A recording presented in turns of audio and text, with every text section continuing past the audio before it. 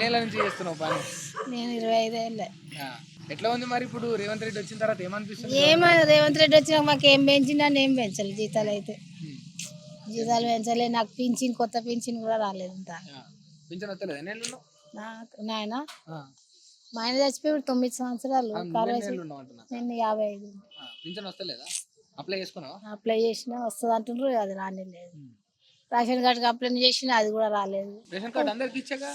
మాకు వచ్చినాయంటే కానీ మా మా ఇల్లు అంతా నీళ్ళు వచ్చి కూలిపోయినట్టు అయిందని తాళం వేసి కిరాయికున్నాం. ఇక లేరని వెళ్ళిపోయిందంట వాళ్ళు. హ్మ్. మళ్ళీ పెడితే కొత్త అప్లికేషన్ పెట్టుర్రని మళ్ళీ పెట్టినాం, ఇంకా అది రాలేదు, అది వస్తుందేమో తెలియదు. ఏం చెప్తావు మరి రేవంత్ రెడ్డి గురించి కాంగ్రెస్ గవర్నమెంట్? ఇక ఆయన వచ్చి ఏం చేసిండు, మనకు ఒక బస్ ఫ్రీ చేసిండు. ఇక ముందు ఏం చేస్తాడో తెలియదు. ఇక అది ఒకటే అయితే ఫ్రీ అయింది, ఇంకైతే ఏం చేయలేడు. ఏం చెప్పం మనం, ఏముంది. ఏం ఉపయోగం లేదా మరి ఇప్పుడు రేవంత్ రెడ్డి వల్ల? ఏమో చేసుకొస్తుండ అంటుండు కానీ ఇక మాకు అవి ఇల్లు ఇస్తానని అవి కూడా రాలేవు. డబల్ బెడ్రూమ్ మాకు వచ్చిర్రు, మాది అయితే మా మామయ్యది ఇల్లు, అది పాత ఇల్లు. వచ్చి ఇంటి ముంగడ ఫోటోలు తీసుకున్నారు, 1000 అమ్మ వస్తాయన్నారు, ఇంతవరకు అవి కూడా రాలేవు. నా ఇంటికన్నా ఇంత లోన్ ఇస్తారేమో కట్టుకుందాం అంటే ఆ లోన్ కూడా రాలేదు. చూస్తే విద్యానగర్ మా ఇది ఇల్లు మొత్తం రేకులు ఇల్లు, పాత ఇల్లు కూలిపోయే ఉంది. మా ఇదైతే మొత్తం ఎలుకలవి కూలిపోయే ఉంది. బయట కిరాయికుండా, అదే బస్సులో కిరాయికుండా అప్లికేషన్ పెట్టుకున్నావా? దానికి పెట్టినాము, డబుల్ బెడ్రూమ్కి వస్తాయని పెట్టినాము. వచ్చిర్రు, ఇంటి ముంగడ ఫోటోలు దించుకున్నారు, అన్ని మళ్ళీ ఆధార్ కార్డులు అవన్నీ తీసుకున్నారు, కానీ ఏది మళ్ళీ ఇల్లు మాత్రం ఇయ్యలే. కేసీఆర్ హయాంలోనే అయింది ఇదంతా. అవన్నీ. ఆ. మరి ఇట్లా కేసీఆర్ ఉన్నప్పుడు ఏమైనా మంచిగా ఉండేనా మరి? ఇక కేసీఆర్ ఉన్నప్పుడు ఇక మాకేం మంచిగా అంటే ఇక అవే చేసిండు. మాకైతే జీతాలు పెంచిండు ఆయన ఉన్నప్పుడు. మీ పని వరకు అయితే మా జీతాలు పెంచిండు. ఇక ఆయనను కూడా పెంచమని కూడా అందాం అంటున్నాం, కానీ ఇక మేడ ఆయన మాకు దొరుకుతాడా, మేము ఆయనకు దొరుకుతామా? అందుబాటులో ఉంటాడు. అరే ఉంటాడు. ఇప్పుడు మొన్న అడిగి వచ్చి నంబర్పేట మేము అన్నే ఊడిస్తాం, కానీ మనం మాట్లాడండి ఇస్తారు. ఇది ఇప్పుడు మీరు మాట్లాడిస్తారు పోలీసు వాళ్ళు, మరి దొక్కుతూనే ఉంటారా?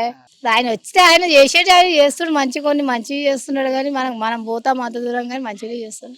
మాకు జీతాలు పెంచాలి, మాకు కూడా మాకు వచ్చే 20,000 మాకు బియ్యం బిఎస్సి కట్టాయి, మాకు చేతికి ఏమొస్తుంది.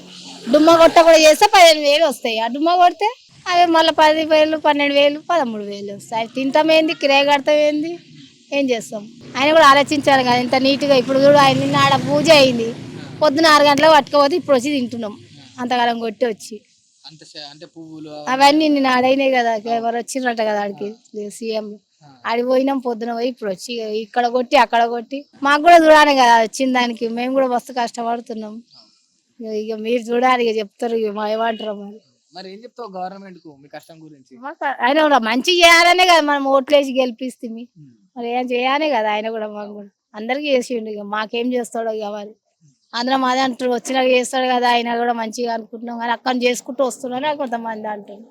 ఏడు నాకు వస్తుంది తెలియదు.